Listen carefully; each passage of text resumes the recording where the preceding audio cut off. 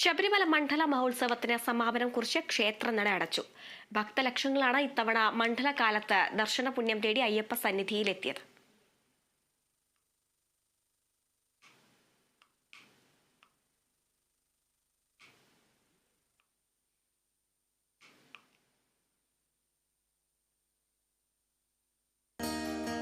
അസാധാരണമായ തീർത്ഥാടന പ്രവാഹത്തിന് സാക്ഷ്യം വഹിച്ച 41 ദിവസം നീണ്ടുനിന്ന ശബരിമല മണ്ഡലകാല തീർത്ഥാടനത്തിന് മണ്ഡലപൂജയോടുകൂടിയാണ് സമാപനമായത്.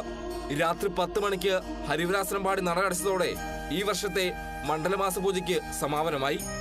മകരവിളക്കുത്സവത്തിനായി ഡിസംബർ 30-ന് വൈകിട്ട് വീണ്ടും നട തുറക്കും. മനസ്സും ശരീരവും അയ്യപ്പന് സമർപ്പിച്ച് ഇരുമുടിക്കെട്ടിൽ നെയ്ത്തേങ്ങയുമായി കല്ലും മുള്ളും നിറഞ്ഞ കാനനപാത താണ്ടി 18-ാം പടി കയറി മനസ്സുരുക്കി പ്രാർത്ഥിച്ച് ഭക്തലക്ഷങ്ങൾ സായുജ്യമടഞ്ഞ ഒരു മണ്ഡലകാലത്തിന് കൂടിയാണ് സമാപനം കുറിച്ചത്. ഭക്തലക്ഷങ്ങൾക്ക് ഇനി കാത്തിരിപ്പാണ്. അടുത്ത മണ്ഡലകാലത്ത് കലിയുഗവരദന്റെ സന്നിധാനത്തേക്കുള്ള യാത്രയ്ക്ക് വേണ്ടിയുള്ള കാത്തിരിപ്പ്. Kerala vision news, Sannidhanam.